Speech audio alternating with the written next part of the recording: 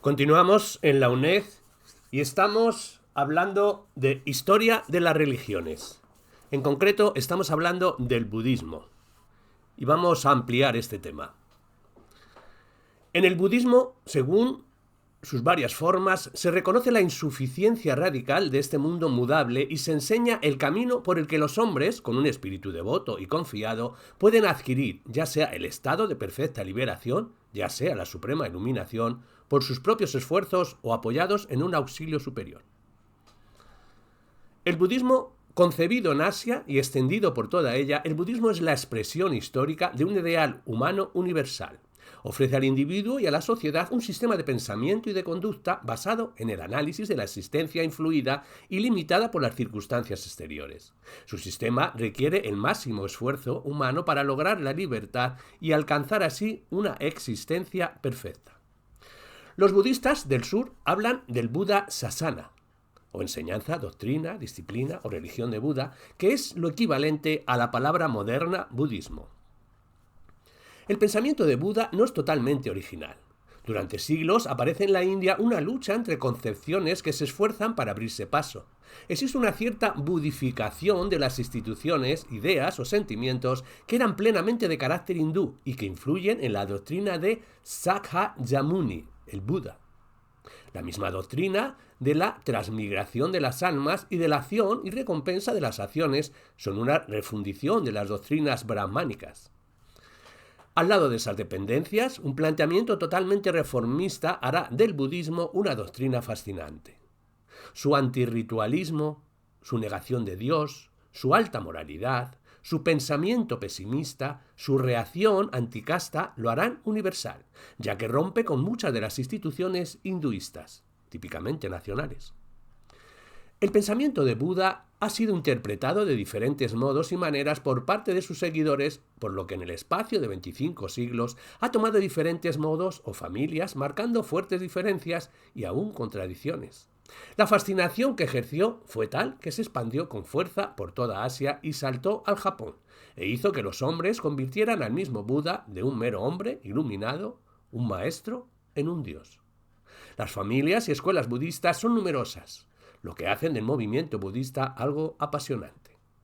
El hombre occidental, de todas formas, tiende a considerar el budismo como una filosofía o una ética de vida debido a su fuerte preocupación humanística y su nula referencia a los dioses. Entiende mejor el Buda primitivo que las derivaciones posteriores. Su fundador, Siddhartha Gautama, el Sakyamuni. En el año 563 a.C., nace en Kapilavastu, norte de la India, dentro de la familia Gautama, Siddhartha, que más tarde se le conocería por los sobrenombres de Sakyamuni, el asceta de la tribu de los Yaksas, que llegará a ser conocido universalmente por Buda, el iluminado. La infancia y la juventud de Siddhartha transcurrieron dentro de un ambiente de lujo, molicie y opulencia propio de una familia de alcurnia de los Gautama. A los 29 años abandona todo, familia, riqueza, carrera, y se lanzó a una apasionante búsqueda de la verdad, como asceta errante por los polvorientos caminos de la India. Dice, me educaron mal, muy mal. Me urgía solamente con sándalo de Benarés y solo vestí telas de Benarés. Día y noche tenía abierta sobre mí una sombrilla. Tenía un palacio de verano y otro de invierno y otro más para la temporada de lluvia. Durante los 4 meses de lluvia no dejaba del palacio para nada y allí permanecía rodeado de mujeres que tocaban música. La tradición explica tan radical decisión debido al fuerte impacto que le produjo el encontrarse con la cruda realidad de la muerte, la vejez, la enfermedad. Los cuadros de la miseria, tan típicos de la India, se le revelaron con virulencia y le hicieron pensar. Pero en una nueva salida se encontró con un asceta mendicante que pedía limosna dentro de una tranquilidad y serenidad sin límites. El asqueo de la vida sin sentido, el fuerte impacto de la miseria humana y la alternativa del mendicante le decidieron a buscar su propio camino como mendicante y asceta. De ese primer contacto con el dolor, Gautama concluyó: la existencia del hombre está llena de sufrimiento. Incluso el más feliz de los hombres, se ve continuamente amenazado por el dolor y la muerte.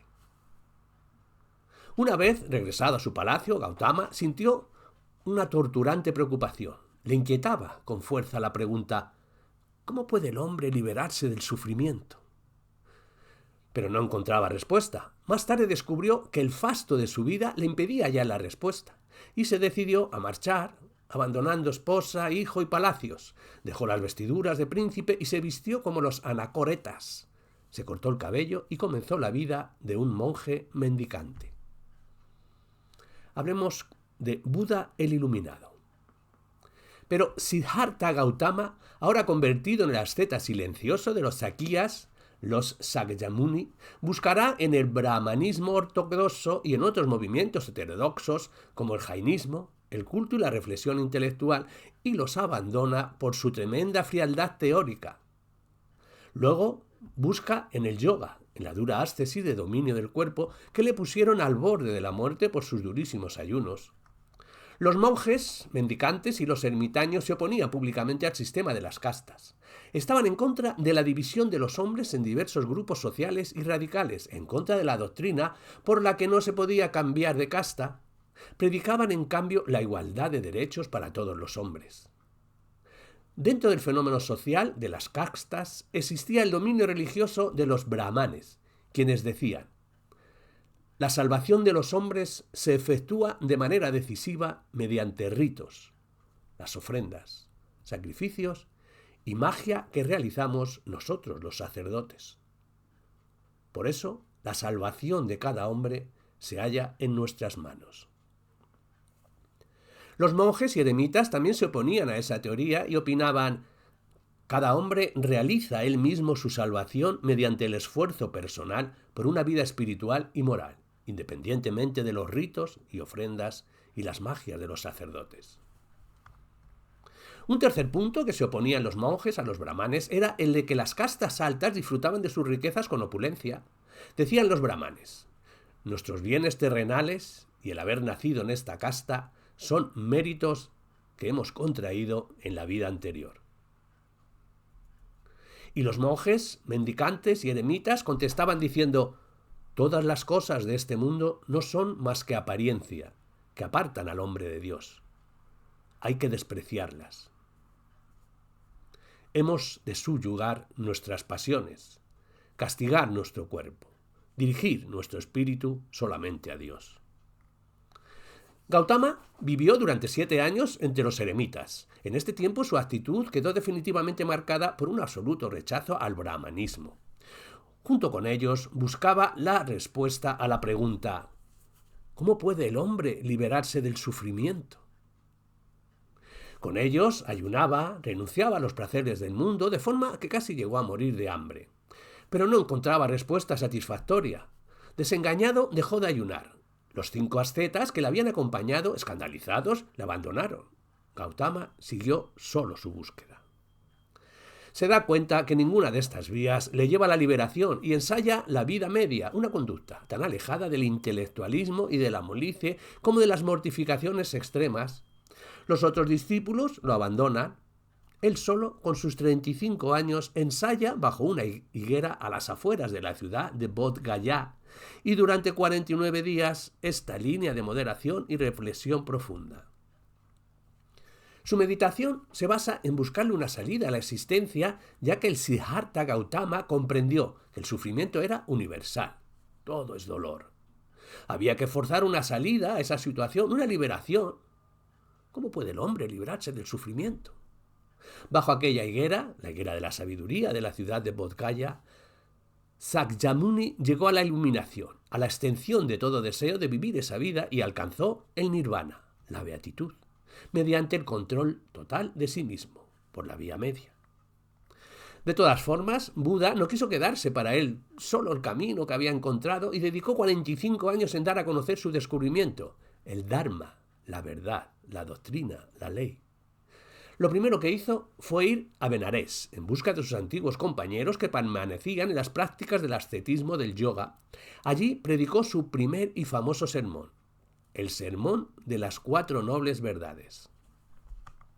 Y dije: He hallado la verdad. Ahora tengo ya respuesta a la pregunta de cómo puede el hombre librarse del sufrimiento.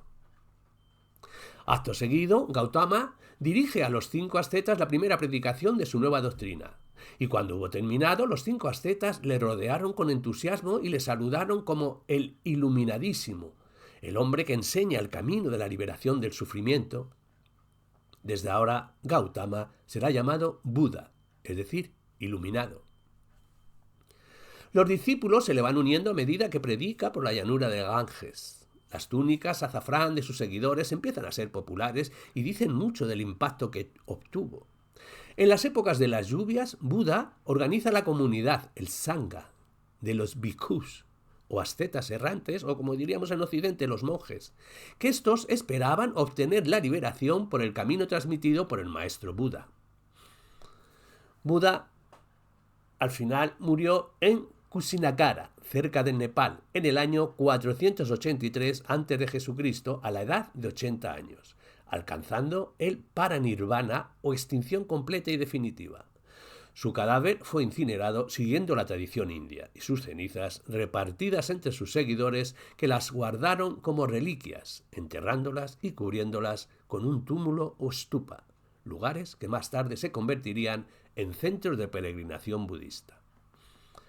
Hablemos de la doctrina de Buda, de las 4 nobles verdades.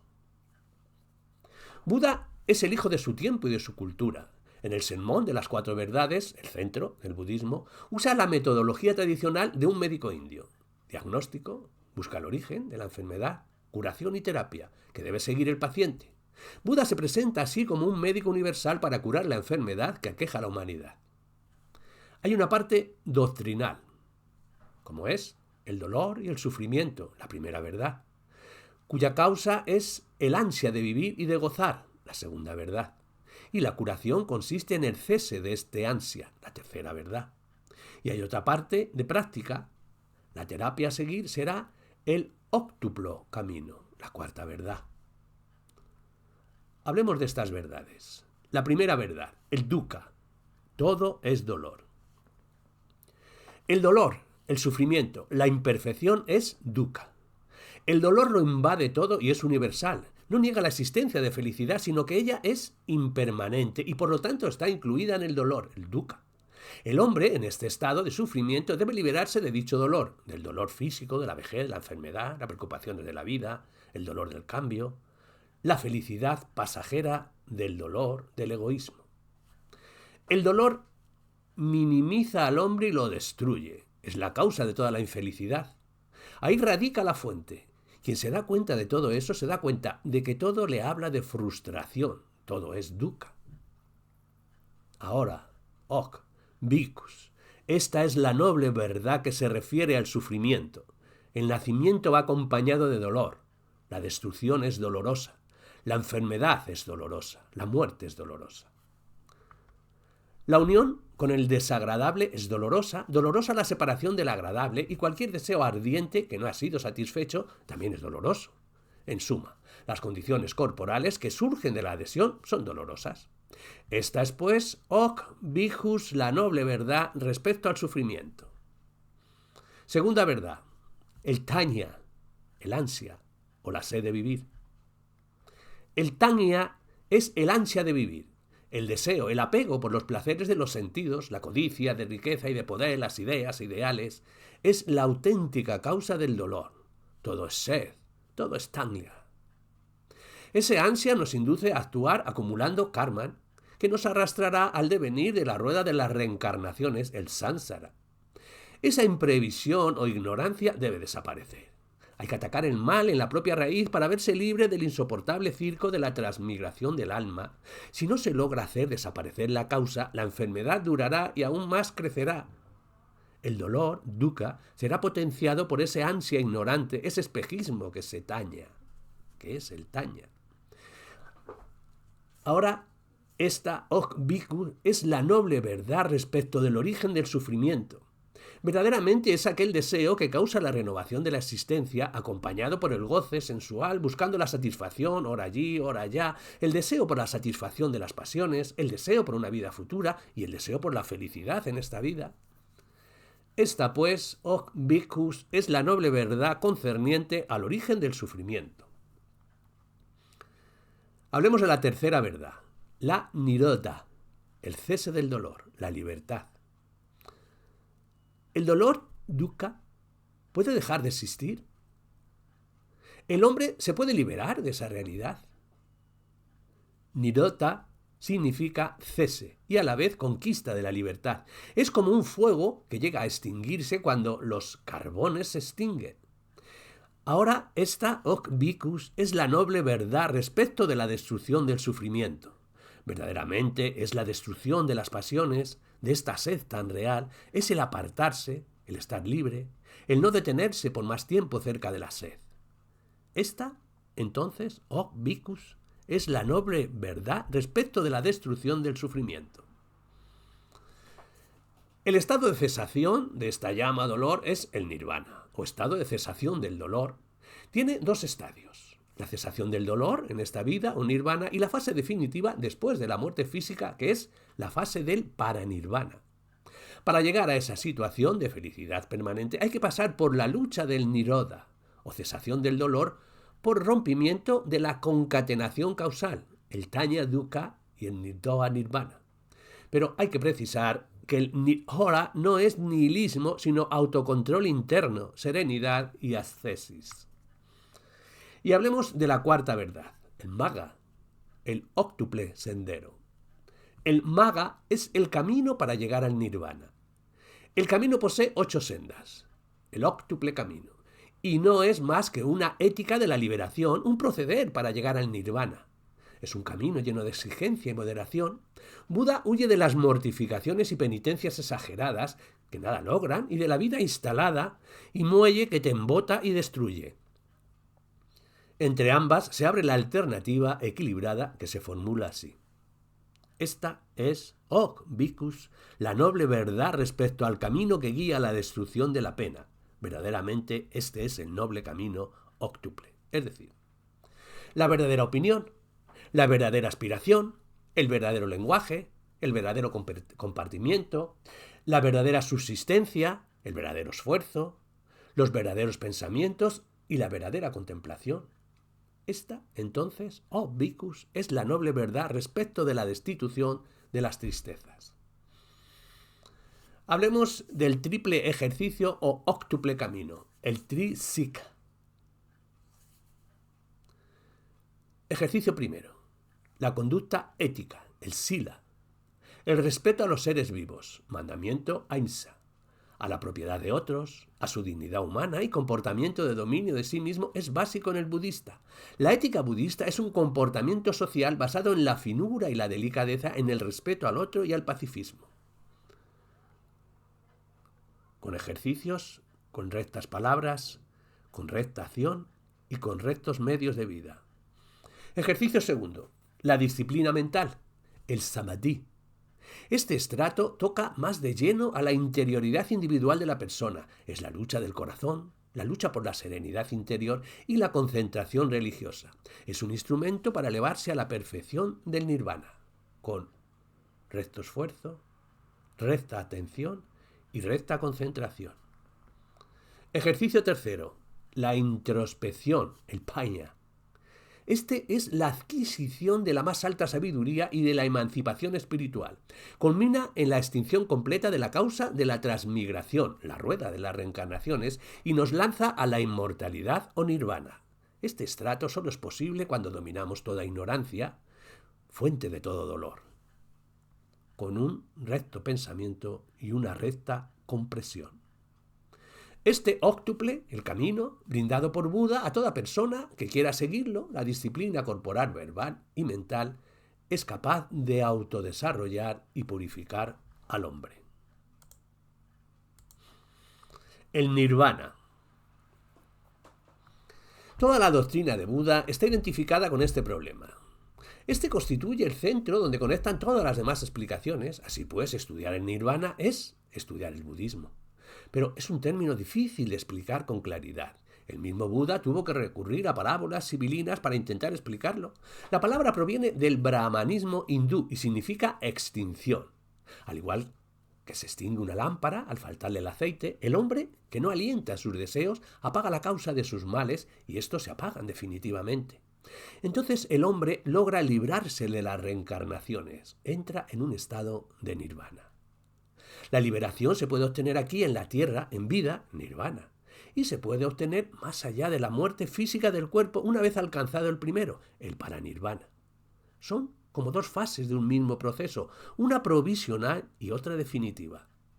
De todas formas, más que entender qué es el nirvana, lo que importa es buscarlo. Por eso el budismo es más una concepción fenomenológica, una disciplina ética para alcanzar la suprema serenidad. Muchos han llegado a la conclusión de que el nirvana es la nada, pero esta conclusión es falsa. El nirvana no es de la tierra, por esa razón falla en todos los conceptos terrenales que intenta describirlo. Del nirvana solo podemos saber una cosa.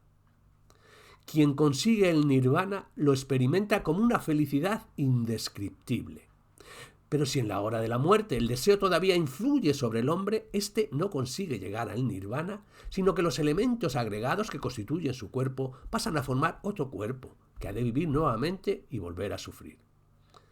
Todo esto entendió Gautama en la iluminación recibida bajo el árbol Pipala. Al principio guardó para sí estos conocimientos, pero más tarde sintió el impulso de compartir con otros hombres la verdad salvadora. Pasados unos días, después de la iluminación, Gautama se fue a Benares. En un parque de la ciudad santa encontró a aquellos 5.